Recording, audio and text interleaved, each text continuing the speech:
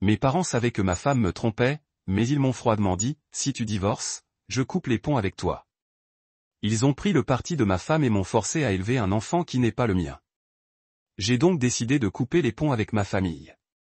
J'ai 33 ans. Je suis marié à ma femme de 30 ans depuis 7 ans. Nous avons, ou je croyais avoir, une fille de 3 ans. Je dis, je croyais, car il s'avère qu'il y a beaucoup de choses que j'ignorais. Tout a commencé comme n'importe quel autre jour. Je suis sorti avec notre petite fille pour m'amuser, juste elle et moi. C'était un de ces jours où tout semble facile, comme si la vie suivait son cours normal. À notre retour, je me reposais sur le canapé, pensant déjà à ce que nous allions faire demain. Puis ma femme est entrée. Elle s'est assise à côté de moi, un peu près, mais avec une attitude étrange. J'ai pensé qu'elle avait peut-être quelque chose en tête ou qu'elle avait juste besoin de parler. Alors je lui ai demandé ce qui n'allait pas. L'expression de son visage est difficile à décrire. Elle n'est pas vraiment triste, mais elle a quelque chose de lourd et ses yeux sont pleins de larmes. Puis soudain, elle dit, j'ai quelque chose à te dire, et c'est énorme. C'est à ce moment-là que mon estomac s'est noué. Je me suis demandé, quelqu'un est malade? Est-ce arrivé à ses parents? Que se passe-t-il? Elle reste silencieuse une seconde et j'attends, presque anxieuse, quelque chose d'horrible, mais ce qu'elle finit par dire me frappe comme un coup de poing auquel je ne m'attendais pas. Elle me dit que notre fille, notre petite fille, que j'aime et que j'élève depuis sa naissance, n'est pas de moi. Elle le lâche comme ça. Je crois que je n'ai même pas compris ce qu'elle disait au début, car mon esprit cherchait déjà une réponse, mais rien ne collait. J'avais l'impression que mon cerveau était figé. Mais elle continue de parler et ça empire. Elle me raconte qu'elle a eu une liaison avec un gars de la salle de sport juste avant d'apprendre qu'elle était enceinte. Apparemment, il est parti dès qu'il a su qu'il y avait un enfant. Elle le dit, les larmes aux yeux, et s'excuse comme une folle, affirmant qu'elle n'avait jamais voulu me blesser, qu'elle avait fait une erreur et qu'elle ne savait pas quoi faire d'autre. Je reste planté là, à la regarder, mais je ne la vois plus. Je regarde cette personne, cette femme que je croyais connaître mieux que quiconque, et elle me semble une étrangère. Je sens à peine mes mains.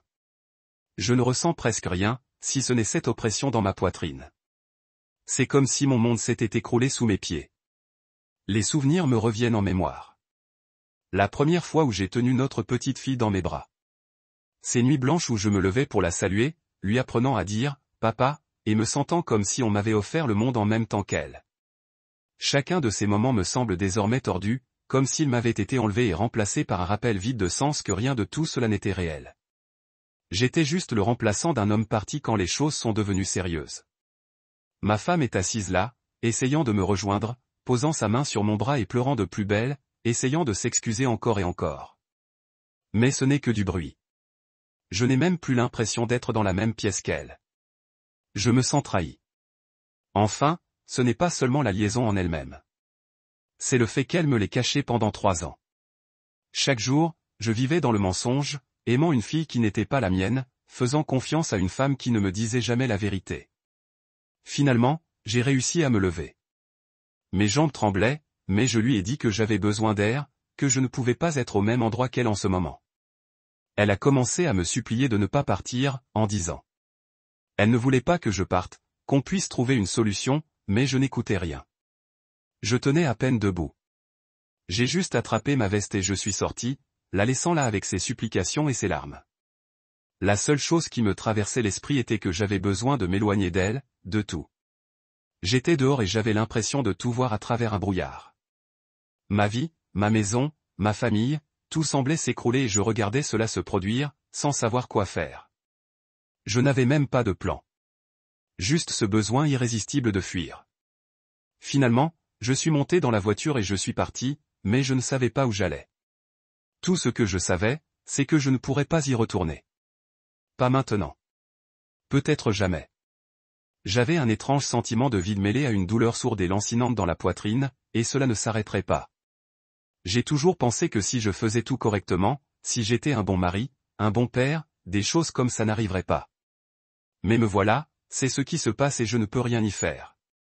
Bon. Après cette bombe, j'ai passé la nuit à l'hôtel. Honnêtement, je n'ai pas beaucoup dormi. Mon esprit était brouillé par tout ce que ma femme m'avait raconté. Et je n'arrivais pas à me débarrasser de ce sentiment que ma vie était une farce. J'ai passé 3 ans à élever une petite fille, pensant qu'elle était à moi, et soudain, elle ne l'est plus. J'avais du mal à y croire. Mais j'étais là, assis seul dans une chambre d'hôtel simple, à repenser à tous ces moments qui me semblaient arrachés. Le lendemain matin, j'ai enfin allumé mon téléphone. C'était comme ouvrir les vannes. Une tonne de messages et d'appels manquaient de ma femme. Tous ces messages apparaissaient les uns après les autres. S'il te plaît, rentre à la maison. On peut arranger ça. Je suis tellement désolé. Tu es son père quoi qu'il arrive. Blablabla. Bla bla. Je ne les ai pas tous lus. Je n'en avais pas envie. Rien que de les parcourir, j'avais la poitrine serrée. Alors, je me suis arrêté à mi-chemin et je les bloquais. J'avais besoin d'espace, et entendre ces mots ne faisait qu'ajouter de l'huile sur le feu. Après un petit déjeuner rapide, j'ai appelé un avocat. Je lui ai expliqué l'essentiel, en partant. J'ai laissé libre cours à mes émotions et j'ai demandé à entamer le divorce. L'homme s'est montré compréhensif, ce que j'ai apprécié, et il m'a expliqué les premières étapes. Je savais que ce serait compliqué, surtout avec la petite fille, mais je ne me voyais pas rester dans ce mariage. Pas après ce qu'elle m'avait fait. J'ai aussi appelé mon patron. Je lui ai dit que j'avais besoin de congé. Je ne pouvais plus travailler avec tout ça, et il m'a accordé un mois de congé sans poser de questions. C'était probablement la seule bonne nouvelle que j'ai eue ces dernières 24 heures. L'après-midi, je pensais enfin avoir un moment pour moi, juste pour souffler et réfléchir à la suite. Mais non, ce moment a été de courte durée, car ma mère et ma sœur ont décidé de s'impliquer. Ma sœur a appelé la première et j'ai répondu en pensant qu'elle m'apporterait son soutien. Elle avait toujours été quelqu'un sur qui je pouvais compter et après tout ce qui s'était passé, j'en avais vraiment besoin. Mais au lieu de cela, elle a commencé par « Mon fils », j'ai parlé à ma femme et elle m'a raconté ce qui s'est passé. Tu dois penser à ta fille et à tout ça. À cet instant précis, mon sang s'est mis à bouillir. Ma fille, je ne savais même pas si c'était ma fille, et ma sœur prenait déjà son parti. Elle n'arrêtait pas de dire que ma femme était désolée et que nous devions arranger les choses pour le bien de la famille. Au début, je n'ai même pas pu répondre. Je suis resté là, furieux, essayant de ne pas exploser. Quand j'ai enfin pris la parole, j'ai dit quelque chose comme « Tu comprends ce qu'elle a fait ?» Elle m'a menti pendant des années. Comment suis-je censé oublier ça? Mais ma sœur n'a pas lâché prise. Elle n'arrêtait pas de répéter qu'elle savait que j'étais blessé, mais qu'il fallait que je voie la situation dans son ensemble. Selon elle, j'avais une responsabilité envers la petite fille, quelle que soit la façon dont elle en était arrivée là. Je lui ai dit que je n'avais pas besoin de sermons et j'ai raccroché. Mais juste après, ma mère m'a appelé et c'était quasiment la même conversation qui se répétait. Ma mère était encore plus intense. Elle a dit des choses comme « Nous l'aimons tous et elle fait partie de cette famille ». Elle ne se souciait pas non plus de la trahison. Apparemment, elle trouvait que je dramatisais en voulant divorcer. J'ai essayé de lui expliquer à quel point c'était mal d'apprendre que ma femme me mentait depuis le début, mais elle n'a rien voulu entendre. Ma mère a dit « Tu es son père pour tout ce qui compte. La biologie n'y change rien. » Elle m'a même dit que j'étais égoïste et que je ne pensais pas à ma fille. Ma fille. Comme si rien n'avait changé, comme si le fait qu'elle ne soit pas de moi n'était qu'un détail à ignorer. Ma mère a commencé à me culpabiliser, disant que si je divorçais, elle me renierait. Ça m'a blessé, et honnêtement, ça m'a rendu encore plus furieux. Je suis resté là, silencieux, à digérer tout ça, avec l'impression d'être le seul à être sain d'esprit au milieu de cette situation compliquée. Ma propre mère prenait le parti de ma femme, jetant des années de loyauté par la fenêtre, comme si ma douleur était secondaire. C'était comme si personne ne se souciait qu'on m'ait menti pendant des années, que toute ma réalité n'était qu'une imposture. Tout le monde était trop focalisé sur cette idée de famille et d'une petite fille qui, au final, n'était même pas biologiquement la mienne. Tout cela me déchirait de l'intérieur. Alors, j'ai raccroché et j'ai décidé de partir. J'ai appelé mon meilleur ami et lui ai demandé si je pouvais rester chez lui. Il n'a même pas hésité, il m'a juste dit de venir. C'était la première chose qui m'a semblé être un véritable soutien depuis que tout avait explosé. Et honnêtement, ce fut un soulagement. J'ai fait mes valises, je suis monté dans la voiture et je suis allé chez lui. Une fois sur place, j'ai enfin pu baisser la garde. Je n'avais plus besoin de faire semblant que tout allait bien. Je n'avais plus besoin d'écouter sans cesse les gens me dire de trouver une solution ou de penser à ma fille. Mon ami et sa femme m'ont simplement écouté. Ils ne m'ont pas poussé à pardonner ni à faire comme si ce n'était pas grave. Pour la première fois depuis des jours, j'ai eu l'impression que quelqu'un comprenait vraiment ce que je traversais. Quelques jours plus tard, les choses se sont encore compliquées. Ma mère m'a envoyé un long SMS me disant en gros que si je divorçais, elle ne me pardonnerait jamais. Elle n'arrêtait pas de me dire que j'abandonnerais ma fille et que cela briserait la famille. Ma sœur a ajouté des choses similaires, disant que j'étais sans cœur et que je ne pensais pas à l'impact sur la petite fille. C'était comme si tout le monde avait oublié qui était la personne. J'étais trahi ici. Je n'arrivais pas à croire à quelle vitesse tout le monde s'était rangé du côté de ma femme, me traitant comme le méchant pour avoir même envisagé le divorce. C'était moi qui avais été trompé, celui qui avait dû vivre avec le choc de réaliser que ma vie était un mensonge, et pourtant, il me faisait sentir comme le méchant. Je n'en pouvais plus. J'ai répondu au message de ma mère en lui disant que j'avais parfaitement le droit de partir et qu'il était injuste qu'elle me blâme. Je lui ai dit que je n'abandonnais personne. Ma femme avait déjà rompu notre mariage le jour où elle a décidé de me tromper et de me mentir pendant des années. Je ne pense pas qu'elle ait beaucoup apprécié, car sa réponse suivante a été brève et froide, se contentant de dire « Fais ce que tu veux, mais ne viens pas pleurer quand tu comprendras ton erreur ». Ça m'a fait mal, mais j'ai aussi ressenti un étrange soulagement. Si c'était le prix à payer pour me défendre, tant mieux. Après avoir rejeté ma mère et ma sœur, je pensais que les choses se calmeraient et que j'aurais peut-être le temps de réfléchir. Mais au lieu de cela, c'était comme si elles étaient. J'étais en train de redoubler d'efforts. J'avais du mal à tenir debout. Mais c'était comme s'ils avaient décidé que c'était moi qui avais besoin d'être réparé et qu'ils n'allaient pas céder. Quelques jours plus tard, ma femme a dû recevoir les papiers du divorce, ce qui a déclenché un nouveau chaos. Les messages et les appels ont recommencé, pas seulement d'elle, mais aussi de ma mère et de ma sœur. Mon téléphone s'est mis à raccrocher, me disant de ne pas prendre de décision hâtive et de privilégier la famille. C'était incessant. Puis ma mère m'a envoyé un long message énumérant tout ce qu'elle pensait que je faisais de mal. Elle disait que je devais être un homme, un bon mari et un bon père, même si la petite fille n'était pas biologiquement la mienne. Elle n'arrêtait pas de répéter que c'était ma chance de montrer ma vraie force et que la famille, c'est plus que de l'ADN. Ces mots exacts étaient quelque chose comme « n'importe qui peut partir, mais un vrai homme reste et répare ce qui est brisé ». J'étais vraiment abasourdi. Ma mère, que j'ai toujours cru être de mon côté, me traitait de lâche pour avoir voulu partir. Elle n'arrêtait pas de me dire que j'étais tout. Ma fille avait un problème et c'était ma responsabilité de penser à elle en premier. Elle m'a dit, tu l'as déjà élevée pendant 3 ans. Elle te connaît comme son père. Ne gâche pas ça. Et oui, je comprends. Elle n'a pas tort de dire que ma fille me connaît comme son père, mais cela ne change rien au fait que ma femme m'a menti pendant ces 3 années. Ce n'est pas quelque chose que je peux ignorer. Comme je ne répondais pas immédiatement, ma sœur a décidé d'intervenir. Elle m'a laissé un message vocal d'un ton presque suppliant. Elle n'arrêtait pas de me répéter qu'un jour je regretterais tout cela et que je blesserais une petite fille innocente en partant. Elle a même dit quelque chose comme « Tu sais que tu es blessé, mais ne fais pas d'erreur irréparable ». Sa façon de parler donnait l'impression qu'elle me prenait pour un impulsif, comme si je n'avais pas vécu ce cauchemar 24 heures sur 24, 7 jours sur 7, depuis que j'avais découvert la nouvelle. J'avais l'impression que personne dans ma famille ne se souciait de ce que je traversais.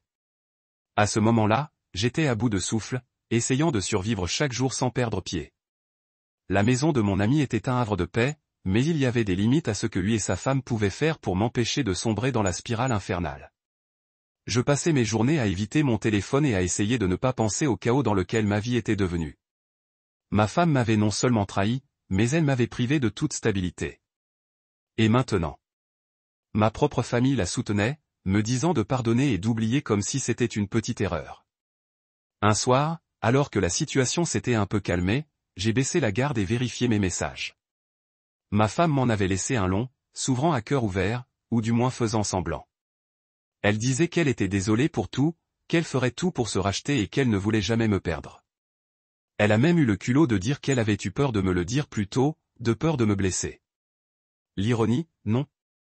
Parce que maintenant, la douleur est accablante et je ne peux pas l'ignorer. Elle n'arrêtait pas de répéter qu'elle voulait que nous restions une famille, que j'étais le seul père que notre fille connaissait et que nous pourrions être à nouveau heureux. À sa façon de parler, on aurait dit que nous avions eu une petite dispute, et non qu'elle m'avait menti pendant des années. Elle m'a même écrit qu'une fois, on pourrait surmonter ça si on restait ensemble. Sérieusement, après tout ça, elle pensait que je pouvais tout oublier et continuer comme si de rien n'était. Après avoir lu ça, j'ai senti mon estomac se serrer. Je n'ai pas répondu. Je ne pouvais pas. Rien de ce que je pouvais dire n'effleurait ce que je ressentais. C'était comme si elle s'attendait à ce que je sois un homme parfait, indulgent, capable d'encaisser tout ça sans sourciller. Mais ce n'était pas le cas. Je suis juste une personne normale à qui on a infligé un coup inattendu. Et j'étais en colère, au-delà de la colère. Le lendemain, ma mère a rappelé et cette fois, j'ai répondu. Je me suis dit que je resterais calme. Mais dès qu'elle a commencé son discours habituel sur la nécessité de voir les choses en grand, j'ai perdu le contrôle. Je lui ai dit à quel point je me sentais trahi. Que chaque jour depuis que j'avais découvert la vérité, j'avais l'impression de vivre la vie de quelqu'un d'autre et que j'avais besoin qu'elle comprenne, pour une fois, mon point de vue. Je lui ai dit, maman, c'est moi qui ai été trompé. C'est moi à qui on ment tous les jours depuis des années. Peux-tu seulement essayer de voir les choses de mon point de vue? Mais elle ne lâchait pas prise.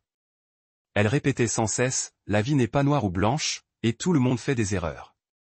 C'était comme si elle avait une réponse à tout ce que je disais, un contre-argument à chaque parcelle de douleur que j'essayais de lui expliquer. Et puis elle a laissé tomber cette salle de sport. Vas-tu gâcher ton mariage et une belle famille pour une seule erreur? C'est là que j'ai explosé. Je lui ai dit que ce n'était pas une simple erreur. C'était une chaîne de mensonges, les uns sur les autres. Et j'en avais assez que tout le monde fasse comme si ce n'était pas grave.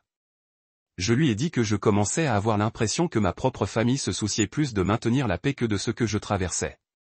Je l'entendais soupirer à l'autre bout du fil, comme si j'étais une enfant têtue qui refusait d'entendre raison. Finalement, elle a dit, d'accord, fais ce que tu veux, mais ne t'attends pas à ce qu'on te soutienne si tu continues à repousser tout le monde. J'ai eu l'impression d'une gifle, comme si ma propre mère traçait une ligne dans le sable. J'ai mis fin à la conversation. Appelé sans dire au revoir. En raccrochant, j'ai ressenti un étrange soulagement, mais aussi un profond vide. Il était clair que pour ma mère et ma sœur, la famille signifiait préserver l'unité à tout prix. Même si cela impliquait d'ignorer ma douleur et de faire comme si tout allait bien, elle ne comprenait pas, et peut-être ne comprendrait-elle jamais. Seul, je me suis retrouvé face à la réalité. La trahison de ma famille qui la soutenait, la pression qu'il me mettait pour que je reste, rien de tout cela n'allait disparaître. Ce serait un long et pénible combat, et j'y étais seul. Mais je préférais être seul plutôt que de vivre dans le mensonge plus longtemps. Mise à jour de Chanel 1. Bon, après des semaines à éviter ma femme, à esquiver les culpabilisations de ma mère et à ignorer les messages vocaux de ma sœur, j'ai finalement décidé qu'il fallait que je la confronte en personne. Ça me rongeait de ne pas savoir pourquoi elle avait fait ça, de ne pas comprendre comment elle avait pu me mentir en face pendant des années. J'avais des questions et peut-être que je n'obtiendrais pas les réponses que je voulais. Mais je ne pouvais pas passer à autre chose sans essayer. Je lui ai envoyé un texto pour qu'on se retrouve dans un café du coin.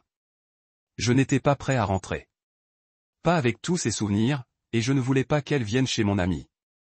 Ce café me semblait assez neutre. Je suis arrivé tôt et j'ai pris une table dans un coin où nous aurions un peu d'intimité, sans être complètement isolés. Mon ami et sa femme m'ont accompagné, se tenant à quelques tables de distance au cas où la situation deviendrait tendue ou si j'avais besoin d'une porte de sortie.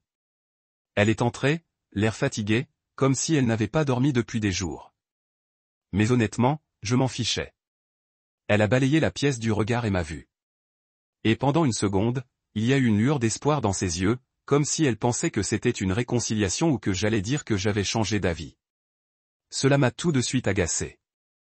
Pensait-elle vraiment que j'allais revenir en rampant juste parce qu'elle avait pleuré 2 ou 3 fois? Parce que maintenant, elle se sentait coupable. Incroyable. Elle s'est assise en face de moi et m'a adressé un petit sourire triste. Avant qu'elle puisse commencer à s'excuser, je l'ai interrompue. Pourquoi? C'est toi qui l'as fait? Ai-je demandé directement. Je n'étais pas là pour une histoire à pleurer. Je voulais juste la vérité, aussi brutale soit-elle. Elle prit une grande inspiration et baissa les yeux, jouant avec son alliance. Après ce qui me sembla une éternité, elle commença enfin à parler. C'était une erreur, dit-elle d'une voix à peine murmurée.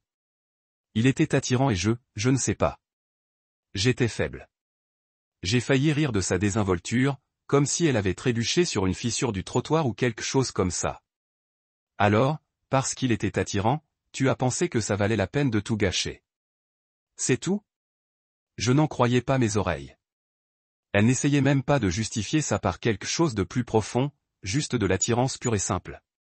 Elle leva les yeux et je vis qu'elle essayait de me décrypter. Espérant peut-être un peu de compassion. J'avais peur, dit-elle, un peu sur la défensive. Et je n'avais pas prévu que ça arrive. C'est arrivé comme ça. Je secouai la tête, dégoûté. Alors, tu n'avais pas prévu de me tromper, mais tu l'as fait. Et tu n'avais pas prévu de me mentir tous les jours pendant 3 ans, mais tu l'as fait aussi? Quand comptais-tu me le dire? Ou bien allais-tu simplement garder le secret pour toujours? Balbutia-t-elle, visiblement pas préparée à cette question. Je ne sais pas. Je n'y avais pas pensé comme ça. Je pensais que si je me taisais, nous pourrions avancer et être heureux. J'ai dû retenir l'envie de crier au milieu du café. Elle pensait pouvoir me mentir indéfiniment et que cela mènerait au bonheur. C'était plus qu'égoïste. J'avais l'impression de parler à quelqu'un qui ne comprenait pas les dégâts qu'elle avait causés, comme si elle était dans une réalité parallèle où ses actions n'avaient aucune importance. Alors, c'est ça? Demandai-je en me renversant dans mon fauteuil. Et tu pensais que garder le secret était pour le mieux? Que tu continuerais à jouer les familles heureuses pendant que j'élèverais une petite fille qui n'est même pas la mienne? Ses yeux se remplirent de larmes et elle tendit la main par-dessus la table. Mais je me reculai, l'arrêtant net. Non, dis-je, ressentant un mélange de colère et de tristesse indescriptible. N'essaie pas de faire de ça une question de sentiment. Vous avez eu 3 ans pour y réfléchir. 3 ans. Et maintenant, je suis censé m'en remettre. Elle a commencé à pleurer plus fort, mais je ne me sentais pas mal. Plus maintenant. C'était moi qui étais sous le choc, à qui on avait menti, qui était humilié. Elle pouvait pleurer tant qu'elle voulait, mais j'en avais assez d'avoir pitié d'elle. Je l'ai laissée assise un moment, attendant qu'elle dise quelque chose de sensé, quelque chose qui soit au moins une vraie réponse. Mais elle est restée assise là, essuyant ses larmes et regardant ses mains comme un enfant grondé. Au bout de quelques minutes, j'ai décidé que j'en avais assez entendu. Je n'étais pas venu ici pour la voir s'effondrer. Je suis venu ici pour obtenir des éclaircissements. Et si elle ne pouvait même pas me donner ça, alors il était inutile de faire traîner les choses plus longtemps. Écoute, ai-je dit catégoriquement, j'en ai fini. Je ne veux pas arranger ça, et je ne veux pas me sentir coupable d'avoir élevé une petite fille qui n'est pas la mienne. J'étais prêt à être père, mais tu m'as privé de ce choix le jour où tu as décidé de mentir. Elle m'a regardé, paniquée. S'il te plaît, a-t-elle dit. Murmura-t-elle d'une voix brisée. C'est ta fille. Elle pense que tu es son père. Elle ne connaît rien d'autre. Ne la quitte pas à cause de mon erreur. Elle t'aime. Ça m'a fait mal. Je ne vais pas mentir. J'aime cette petite fille et, d'une certaine manière, je l'aime encore. Mais chaque fois que je pense à elle maintenant, je ne peux la séparer de ce que ma femme a fait. Chaque « je t'aime, papa », disait-elle, était basé sur un mensonge. Et même si ça faisait mal, je savais que je ne pouvais pas rester. Je le ferais par obligation, pas par amour véritable. Et ce ne serait juste pour aucun de nous.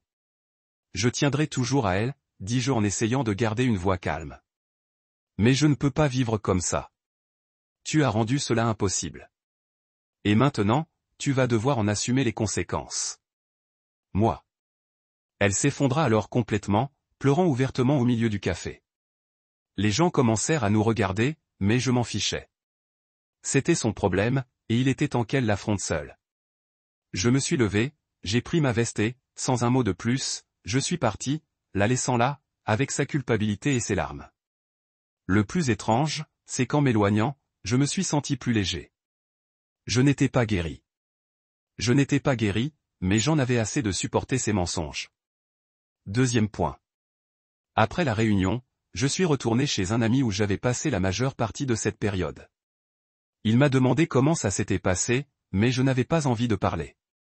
La seule chose que je lui ai dite, c'est fini. Il a compris. Il n'a pas insisté pour avoir des détails. Il a juste dit « Bravo, mec ». Il a fallu du courage. Et nous en sommes restés là.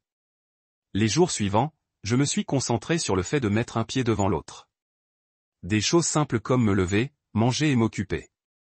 Les grands gestes pour aller de l'avant ou guérir ne m'intéressaient pas. Ces choses me semblaient artificielles, et je n'étais pas encore prêt. Je voulais juste me sentir à nouveau normal, même par petites touches.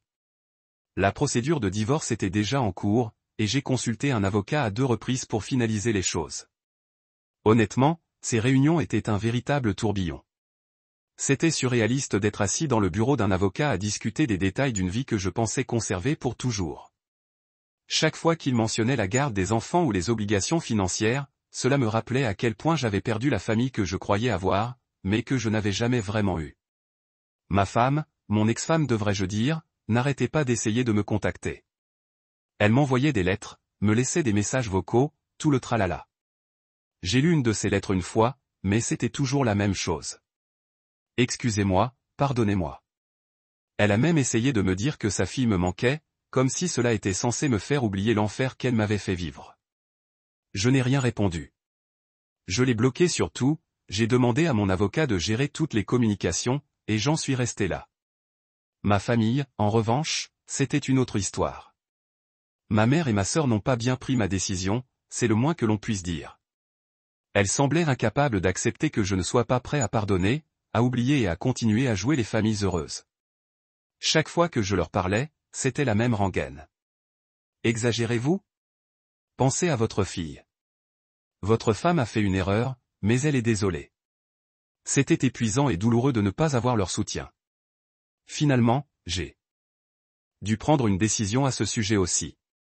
J'ai arrêté de répondre aux appels de ma mère, de lire les interminables SMS et de couper le son de notre groupe de discussion. Je n'avais pas besoin de ce poids supplémentaire s'ils ne pouvaient pas être avec moi. Je ne voyais pas pourquoi je devrais les tenir au courant. Pour l'instant, le silence me semblait la meilleure option. Mais même sans la pression de ma famille, il restait une douleur que je ne pouvais pas surmonter. Abandonner l'idée d'être père a été plus difficile que je ne le pensais. Je m'étais habitué à rentrer à la maison pour entendre les rires de ma fille, ses câlins et ses histoires du soir. Et même si je savais que la vie était basée sur des mensonges, cela me manquait. Chaque fois que je voyais une famille réunie, je ressentais un vide, comme si j'avais perdu une partie de moi-même. Mais je me disais que c'était temporaire, juste quelque chose que je devais surmonter. Un après-midi, alors que je me promenais, une activité que j'avais commencé à faire pour me changer les idées, je me suis retrouvé près d'un parc où j'emmenais ma fille. Je ne sais même pas comment je suis arrivé là, mais la vue de cet endroit m'a profondément touché. Je suis resté planté là un moment, à regarder les parents avec leurs enfants, avec l'impression d'être à l'écart de quelque chose que je croyais être à moi, mais qui ne l'était pas. Et ce rappel a suffi à me faire faire demi-tour et à rebrousser chemin. Je n'étais pas encore prête. Avec le temps, j'ai commencé à me retrouver. Je suis retourné au travail, me lançant dans des projets pour m'occuper l'esprit. Mes collègues savaient qu'il se tramait quelque chose, mais personne ne m'a trop pressé, ce que j'ai apprécié. Mon patron était compréhensif. Il prenait de temps en temps des nouvelles de moi sans me forcer à me confier. Il me disait simplement, vas-y à ton rythme, mec. Et j'ai pris ça à cœur. Quelques mois plus tard, j'ai décidé de quitter la ville. Trop de souvenirs ici. Trop d'endroits me rappelaient ce qui aurait pu être. J'ai trouvé un logement dans une nouvelle ville, plus petite et plus calme. Déménager a été difficile. Faire mes valises, trier les objets liés à mon ancienne vie. J'ai fini par donner ou jeter beaucoup de choses qui me rappelaient ma mère. Des choses que je ne voulais pas voir se reproduire dans ce nouveau chapitre. La première nuit dans mon nouveau chez-moi a été étrange. C'était vide, certes, mais c'était aussi comme un nouveau départ. Je n'avais pas toutes les réponses. Je ne me sentais toujours pas complètement guéri, ni rien de dramatique de ce genre. Mais être là, dans un espace qui m'appartient, sans souvenir de trahison tapis dans chaque recoin, c'était agréable. Je n'avais pas besoin de regarder par-dessus mon épaule. Je n'avais pas besoin de me demander quel mensonge m'attendait. J'étais seul et cela me suffisait pour l'instant.